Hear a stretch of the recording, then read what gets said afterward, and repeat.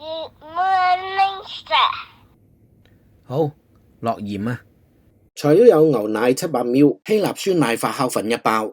某一日，我喺睇 Facebook 嘅時候，彈出咗一個自製酸奶嘅廣告。我好奇咁喺網上面搜尋一下，今日就拍俾大家睇睇，能唔能夠成功呢？成品又點樣呢？大家如果同樣都好好奇，有興趣嘅可以試下，嫌麻煩嘅、冇興趣嘅、怕呢啲菌唔知安唔安全嘅，買現成嘅乳酪啦，睇下就算啦，得個知字就夠。首先將牛奶倒入煲裏邊，以慢火加熱殺菌，唔使煮滾啲牛奶嘅。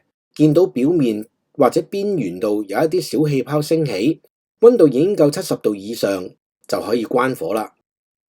用滾水將容器消毒，牛奶降到40度以下，就可以倒入容器裏邊，然後加入發酵粉攪勻。我喺微波爐裏邊放咗一杯水，加熱咗1分鐘，然後將容器放入微波爐裏邊發酵12個鐘頭。試一試啲乳酪嘅質地先，已經凝固咗啦，好滑，有微酸，同市面賣嘅 yogurt 嘅味道一樣。而家要將佢滴漏成為希臘乳酪，所以我又買咗一個用嚟做隔水嘅兜，構造好簡單，係一個有網底嘅盛器，然後有一條彈弓將裏面嘅物料壓實。過濾網我已經用熟水洗乾淨咗，將乳酪倒入袋入邊。乳酪唔好全部倒晒入去，因為呢啲就係乳酪嘅種，可以用嚟做更加多嘅乳酪。封好個袋口，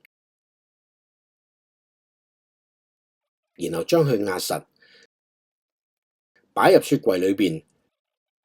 之後我將剩低嘅300ml嘅牛奶加熱，攤翻凍，重複之前嘅動作，倒入嚟攪勻，再一次放入微波爐等待發酵。乳酪隔咗差唔多2個鐘頭，你睇下已經隔出咗咁多乳清，足足有一大碗。第二次製作嘅乳酪擺咗大約4個鐘頭，已經凝固咗啦。普通乳酪嘅食法好簡單，可以直接咁食，亦都可以加入早餐穀物一齊食，視乎你個人嘅喜好。而家睇一睇壓縮咗接近20個鐘嘅乳酪，好似有啲乾。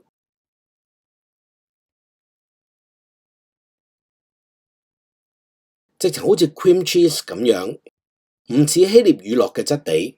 如果你只不過想做到希臘乳酪咁你壓嘅時候就唔好壓咁耐，壓幾個鐘就夠啦。但係我真係想要做到 cream cheese 嘅質地，所以呢個我好滿意。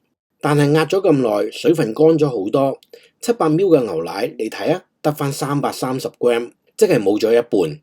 呢種質地用嚟做咩好？最適合用嚟搽麵包餅乾。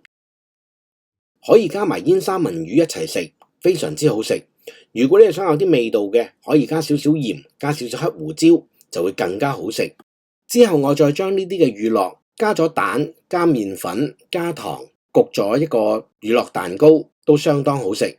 如果大家喜歡呢條片嘅，記得訂閱我嘅 channel， 撳 like、share 出去，留言，仲要着埋上高個啷啷。拜拜。Goodbye。